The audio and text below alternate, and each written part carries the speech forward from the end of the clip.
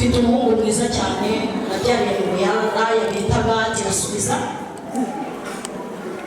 Imana yacu nishimye. Icyo mukundira Kristo nuko atajya avuga ngo wasambanye n'abagabo benshi cyane none shyizeho umupaka ntugere mu bandi. Haleluya. Nta nubwo avuga ati wanyweye inzoga nyinshi zakunanirwa zose wazimazeho, noneho kuko wanyweye inzoga nyinshi ntuzagere mu bandi ubwo ube witonze. Haleluya. Ndimo ndavugana n'abantu bakora umwuga w'uburaya kandi biyemeje kuwuvamo. Babwire ko muri Yesu harimo ubuzima butandukanye cyane na bwa bundi twabayemo. Muri Yesu harimo ubuzima yabukoraho nawe bikaka. Imana yacu nishimye. Nabaye ku muhanda imyaka myinshi, navutse ntazi papa wambyaye, niyo nabasiga mama yarariraga, nanjye bajyaga mbyaye saa yinjiro nanjye kabirwa bashumba banagiranaga n'abakobwa, ariko ntabwo byamujije kubaho kwanjye kwatangire muri Ezekiel ibice 16. Haravuga ngo nuko munyuzeho usanga wigaragura mu ivata, none avuga ngo baho, ubwo akivuga ngo baho nanjye mu kubaho narakuze, nubwo nanyuze kuri kinubi za Satani nkajya kurongorerwa ku muhanda ari n'umugore mwiza. Icyo gihe nari nyiri n'umwana mutoya, ubwo ngenda saza bigenda biba ikibazo. Satani azana kinubi amubita mu mutwe. Yesu ni wanyomoye ingoma zo mu mutwe. Uruhano hari harimo icyuma cyahoraga kirya, ariko gihe kimwe ngeze mu rusengero baza kwigisha ku ijambo ryo kuvuga ngo gukomora ingoma ziri muri Ezekiel, nanjye mpita nifatira hamwe umwana Yesu yifatiye ku mavuta, ndavuga ni nanjye nyomora ingoma. Uruguma rugenda rutyo. Imana ishimwe rwahoraga rujya rukagera mu bwonko. Ubwo ngubwo mu buraya bwanjye ntabwo najyaga ndara mu nzu, numva naratangiye kongera kurara mu nzu ari uko nijije. Ubundi nabwiraga abana ni ngaho genda tugera, harimo n'abana ba mama. Umuhungu wanjye yambonye turaye mu nzu ari uko ngiye mu rusengero. Yesu nashimye. Igihe kimwe niba amafaranga birangira bankubise icyuma hano. Ndashaka kukubwira ko Satani ikintu cyamuzanye ni ukugira ngo akunyage icyubahiro n'ubwiza. Icyubahiro n'ubwiza. Nta mugore wo kugira ngo arare ku muhanda cyangwa ajye kugarama mu miringoti. Mumwumvire mu nyumve. Kirazira. Nta n'umunyarwandakazi wo gukora ibyo. Ariko iyo Satani yagutwaye inshucu, yagutwaje igitugu, imiringoti irakubona, intoki zikakubona, ukagubwa nabi. Umva inzoka gusa ukuboko kw'Imana kukakurinda inzoka ntizikuge cyangwa inoze ntizigusesere. Wenda wasanga wowe utangiye gusinda ngo urare ku muhanda, ariko njye no mu ntoki naraharaye. Ndashima Yesu wakuye aho hantu. Bikavuga ngo rero Satani ikintu aguhemba uza mu buraya uri umukobwa mwiza unashimwa na bose, ariko igihe kikagera ukagenda ubwiza bwawe abugajura. Utabugajura ati baramukubita igikomere kikazaza, warangiza amenyo bakayatwara. Igihe kikagera ugasigara baguhirika baturinda ishaje, ubwo icyubahiro cy'umubyeyi kikaba kirimo kiratakara. Ariko haracyari ibyiringiro ku igiti cyatemwe cyongera gushibuka iyo gihuye na Yesu, kikatoha kikagira n'ibibabi bishyashya. Yesu nashimye. Umwongeri witwa Satani yarandagiye, andagira nabi barokore, andagira nabi bakobwa bagikorera Satani. Nushaka subiza Satani ibintu byiwe, umubwire kuri kujya mu ijuru. Satani izo kimubi azana akuramo amenyo agira gute, nushaka umusezerere, kuko nutamusezerera azagushajisha nabi. Umuhanzi yavuze ngo aranatureshya kukujyana mu mwijima ubundi akakumira ku nguri. N'ubugingo ntibwabukira ubugingo, kandi Yesu adufitiye ubugingo buhoraho, naho twapfa tuzapfa tumwiringiye. Imana yacu nishimye. Reka mvuge ku mugabo Yesu rero ntange mikoro. Twumvise byinshi. Yesu muri Yohana ibice 10 yaravuze ngo umushumba mwiza. Ngo kandi umushumba mwiza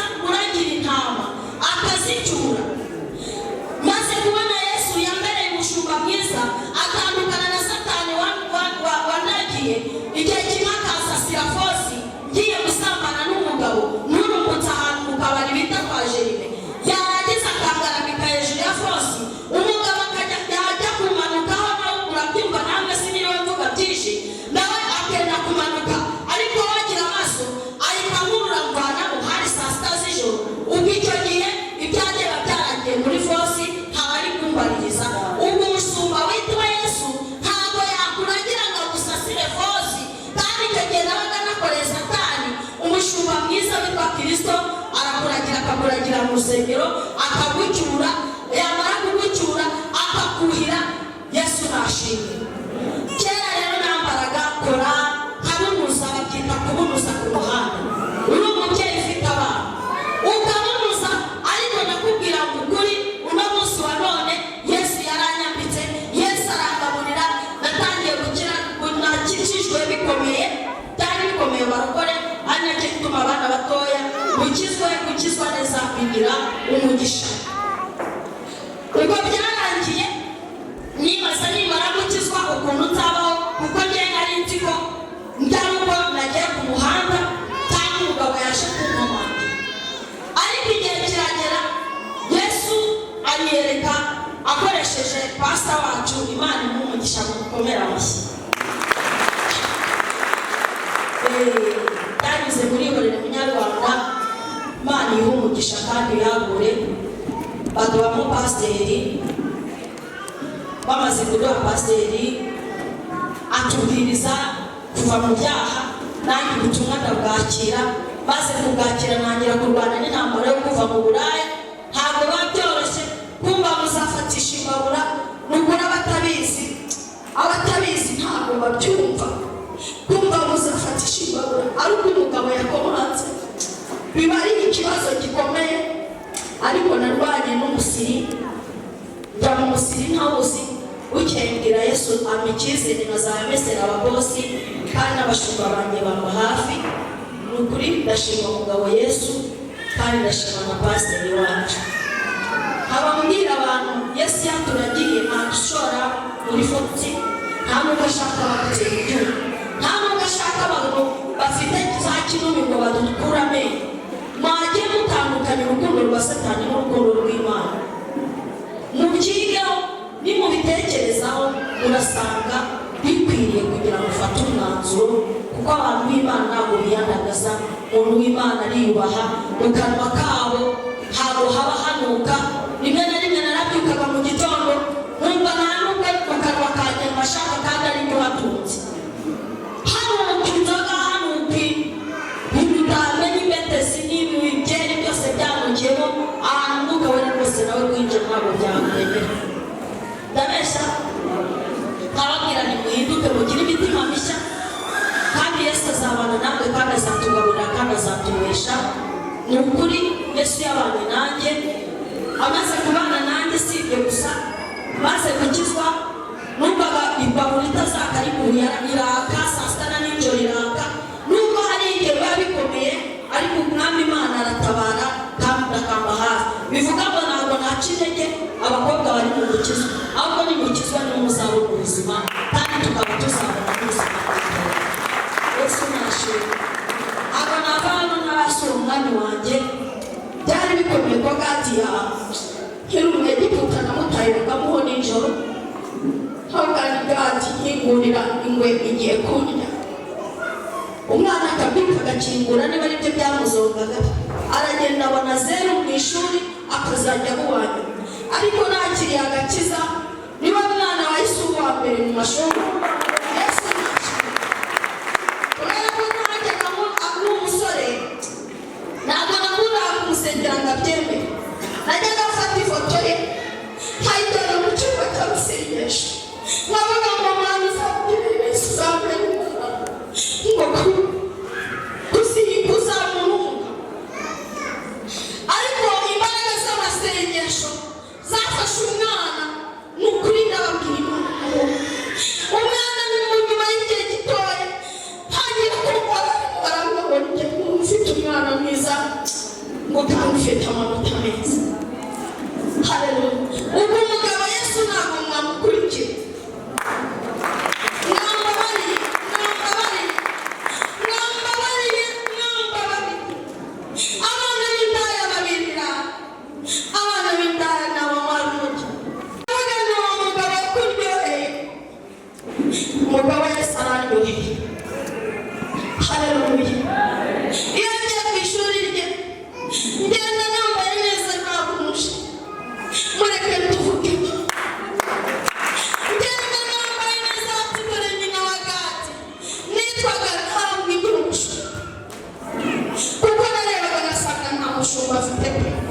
ariko maze gusoma amagambo yo mu mwungeri mwiza aramuhumuriza aramwatira umushumba mwiza kandi nzakuragira kandi ndagira n'umujya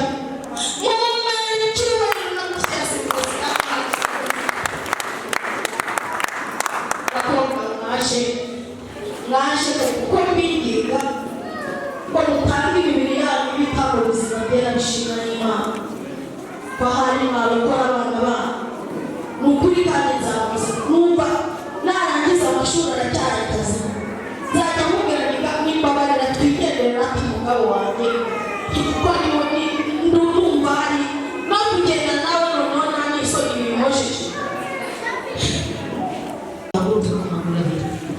baze basengererwe basengere n'abana babo niba ubishaka ubikore kugira ngo Yesu akugirire neza. Tinjira nawe mu mukumbi w'Imana wiberemo inama y'Imana. Injira nawe mu mukumbi w'Imana wiberemo. Injira nawe mu mukumbi w'Imana wiberemo inama y'Imana. Byashoboka ko nawe wakutse amenyo cyangwa udafite igikomere, ariko ibikomere byose Satani yagukomerekeje Yesu yiteguye kukomora. Imana yo mu ijuru ibaha umugisha. Niba uhari niwonyore umwana wa Aburahamu yabonetse. Injira nawe mu mukumbi w'Imana wiberemo inama y'Imana we. Injira nawe. Reka mbanze babwire igihe kimwe nagiye mu cyumba cy'amasengesho numva umukecuru yanjye cyacu usanga yarafite n'imyaka 40, ariko si ubu harabika icyumba cy'amasengesho ahubwo nagira ngo mubwire ngo Satani nta muntu atakoraho, yaba ari umwana muto, yaba ari umukecuru, yaba ari umusaza, yaba ari ukuri kose, Satani agufite n'ubwo buryo. Bikavuga ngo abana batoya nabo bicwa n'ubusambanyi n'ubusinzi, aba nabo Yesu arabakeneye kuko nitutavuga ububi bwa Satani ntabwo aba bana bazava muri ibi bintu.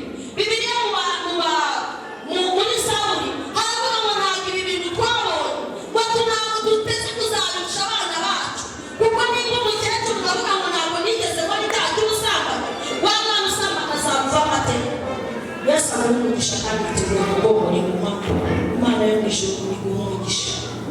Turagushimiye Mana yacu kandi uri umukozi w'ubuhanga, uzi guhindura abantu bawe kandi utanga agakiza ku buntu kandi utakimana. Mana mu izina ryawe Yesu senya aba bantu bakuwemo bakubiswe na Satani akazana kinubi akabakubita. Uwiteka Imana yacu bamara inyuma kandi Uwiteka Imana yacu bashyiraho umwuka wera wo kuza mu nzu yawe, bazahore muri iyi nzu, bazakunde ijambo ryawe, bazakunde gusenga kuko ari bwo buzima. Ndagushimiye kuko ubyumvise Mana mu izina ryawe Yesu, amen.